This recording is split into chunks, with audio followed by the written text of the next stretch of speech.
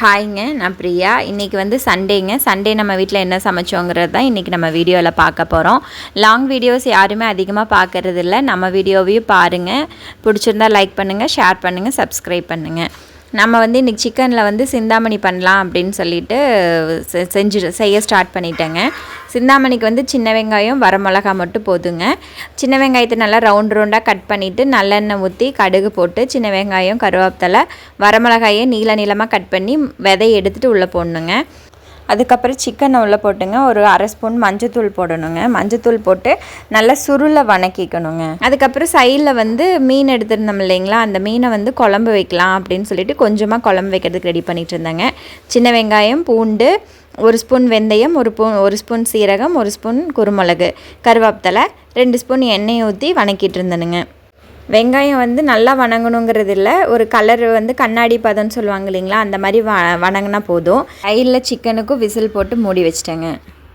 ஒரு medium size 2 தக்காளி எடுத்துருக்கேங்க. குழம்பு அதிகமாக வேணுன்னா ஒரு 3 தக்காளி 4 தக்காளி எடுத்துக்கலாம். கொஞ்சம் வெங்காயமும் சேர்த்து போடணுங்க. மீடியம் சைஸ் தக்காளியும் உள்ளே போட்டு நல்லா வணக்கி விட்டுட்டேங்க.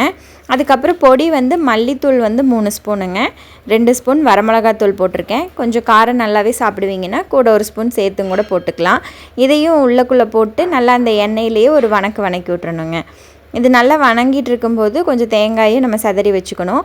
தேங்காய் ஒரு 1/4 மூடி இருந்தால் போதும். நிறையா இருந்ததுன்னா குழம்பு மதன்னு இருக்குங்க. சில பேர் வந்து என்ன பண்ணுவாங்கன்னா தேங்காய் போடாமல் தேங்காய் பால் மட்டும் எடுத்துமே கடைசியாக ஊற்றி குழம்பு வைப்பாங்கங்க. நான் வந்து கொஞ்சம் தேங்காய் போட்டுக்குவேங்க. தேங்காய் வந்து லக்ஷிதா கேட்டுகிட்டே இருந்தால் நான் அதுக்குள்ளே போட்டேன். அதனால் அவளுக்கு கொஞ்சம் ஒரு கையில் எடுத்து கொடுத்தேன். அவள் தேங்காய்னா நல்லா சாப்பிடுவாளுங்க. அதனால் அவள் அதுக்கு வேணும்னு கேட்டங்காட்டிக்கு எடுத்து கொடுத்துட்டேங்க. தேங்காய் போட்டு நல்லா ஸ்லிம்மில் வச்சு கருகாமல் வணக்கி எடுத்துக்கணுங்க. இது வணக்கி ஆறுனதுக்கப்புறம் நம்ம அரைச்சிக்கலாங்க. அதுக்கப்புறம் அரைச்சதுக்கப்புறங்க ஒரு வடைச்சட்டியில் நல்லெண்ணெய், தேங்காய் எண்ணெய், எந்த எண்ணெய் வேணாலும் ஊற்றிக்கலாம். எண்ணெய் ஊற்றிட்டு கடுகு போடணுங்க. 2 வெந்தயம் போடணும். இதெல்லாம் பொரியறதுக்குள்ளே எனக்கு டயர்டாக இருக்குதுன்னு சொன்னேன். லக்ஷிதாவும் ஜோஷ்னியும் சேர்ந்து எனக்கு லெமன் ஜூஸ் போட்டு கொடுத்தாங்கங்க. அதையும் குடிச்சிட்டு தாளிக்கிறதுக்கு வந்து சின்ன வெங்காயம், ஒரு பல்லு பூண்டு, ஒரு 2 கருவேப்பிலை, ஒரு 2 பச்சை மிளகாய், இதை மட்டும் போட்டு அந்த எண்ணெயில் நல்லா தாளிச்சிடணுங்க. நல்லா அந்த கலர் வந்து நல்லா டார்க் கலரில் மாறணுங்க. அந்த வெங்காயம் இருக்கிறதே தெரியாத அளவுக்கு இருந்தால் தான் அந்த குழம்பு டேஸ்ட்டு கொடுக்கும். அதனால் இதையும் அந்த கலர் சேஞ்ச் ஆகிற வரைக்கும் நல்லா வணக்கி விட்டுட்டு நம்ம அரைச்ச பேஸ்ட் இருக்குது இல்லைங்களா, நைஸாக அரைச்சிக்கணும். நம்ம அரைச்சி வச்சுருந்தோம் இல்லைங்களா பேஸ்ட்டு, அந்த பேஸ்ட்டையும் எண்ணெயிலே உள்ளே ஊற்றிடணுங்க. எண்ணெயில் ஊற்றி ஒரு வணக்கினோம்னா அது இன்னுமே கொஞ்சம் டேஸ்ட்டாக இருக்கும். அந்த பச்சை வாசம் இருந்தாலும் அந்த மிளகாத்தூள் மல்லித்தொடவலோட பச்சை வாசம் எண்ணெயில் வணங்கும்போது கொஞ்சம் சீக்கிரமாக போயிடுங்க. அதனால் நான் கொஞ்சம் எண்ணெயிலே வணக்கி விட்டுருவேன்.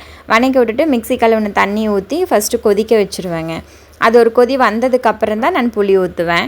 அந்த சைடு கேப்பில் கொதிக்கிறதுக்குள்ளே நெத்திலி மீனை க்ளீன் பண்ணிடலாம் அப்படின்னு சொல்லிட்டு நெத்திலி மீன் க்ளீன் பண்ணிகிட்டு இருக்கேன். உங்களுக்கு காமிக்கிறதுக்காக தான் டைனிங் டேபிளில் வச்சு க்ளீன் பண்ணுறேன். இல்லைன்னா வெளியே போய் உட்காந்து தான் க்ளீன் பண்ணுவேன்.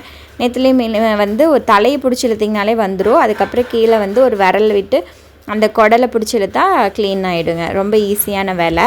குழம்பு நல்லா சுண்டிடுச்சுங்க. அதுக்கப்புறம் புளி ஊற்றி கொஞ்சம் தண்ணி ஊற்றி இது ஒரு கொதி வரட்டும் அப்படின்னு சொல்லி மூடி வச்சிட்டேன். அதுக்கப்புறம் புளி ஊற்றுனதுக்கப்புறம் ஒரு கொதி வந்ததுக்கப்புறம் என்ன பண்ணிட்டேன், மீனும் உள்ளே போட்டேங்க. நம்ம எடுத்து வச்சுருந்த மீனெல்லாம் உள்ளே போட்டு சிம் பண்ணி வச்சுட்டேங்க. இது ஒரு 5 மினிட்ஸ் கொதிக்கட்டும். ரொம்ப ஃபாஸ்ட்டாக வச்சிங்கன்னா குழம்பு சுண்டிடும். மீனில் உப்பு காரம் அந்த டேஸ்ட்டு பிடிக்காது. அதனால் சிம்மில் வச்சிங்கன்னா அந்த மீனில் வந்து உப்பு காரம் டேஸ்ட்டு பிடிக்குங்க. அதனால் நான் சிம்மில் வச்சு ஒரு 10 நிமிஷம் மூடி வச்சுட்டேன். குழம்பும் கொதிச்சிரும், மீன்லேயே நமக்கு அந்த டேஸ்ட்டு கிடைக்குங்க. இப்படி தான் எங்கள் அம்மா செய்வாங்க. அந்த டேஸ்ட்டு தான் எனக்கு பிடிச்சது. அதனால் நான் அதே மெத்தடை ஃபாலோ பண்ணிகிட்ருக்கேங்க. இது நான் மல்லித்தூள் போடுறதுக்கு பதிலாக சாம்பார் தூள் போட்டு அம்மா வைப்பாங்க. நான் இன்றைக்கி மல்லித்தூள் போட்டு வச்சு காமிச்சிருக்கேன். அடுத்தது சாம்பார் தூள் போட்டு எப்படி வைக்கிறதுன்னு வச்சு காமிக்கிறேனுங்க இன்னொரு வீடியோவில். அதுக்கப்புறம் நெத்திலி மீனை க்ளீன் பண்ணி வச்சுருந்தேங்களா, அதையும் மசாலா தடவி வச்சுட்டு ஜலதாரிக்குள்ளே பார்த்தா ஒரு பாத்திரம் மலையாட்ட கிடந்ததுங்க. அந்த மலையாட்ட இருக்கிற பாத்திரத்தையும் கழுவி கமுத்தியாச்சு. அடுப்பையும் க்ளீன் பண்ணியாச்சு. இனி குளிச்சுட்டு சாப்பிட்றது தானுங்க. இன்றைக்கி நம்ம செஞ்சுருக்கிற லஞ்செல்லாம் பார்க்கலாங்க. ரொம்ப சிம்பிள் லஞ்ச் தான். கண்டிப்பாக நம்ம வீட்டில் ரசம் இருக்குங்க. ரசத்துக்கு கூட வந்து சிக்கன் சிந்தாமணி, அதுக்கப்புறம் நம்ம வச்ச கட்லா மீன் குழம்பு, அப்புறம் ஒயிட் ரைஸ், நெத்திலி மீனுக்கு வந்து வறுக்கிறதுக்கு மசாலா தடவி வச்சுருக்குறேங்க. இவ்வளோதாங்க இன்றைக்கி நம்ம வீட்டில் லன்ச்சு. இந்த வீடியோ எப்படி இருக்குதுன்னு சொல்லுங்கள். சரிங்க, நம்ம இன்னொரு வீடியோவில் பார்க்கலாங்க.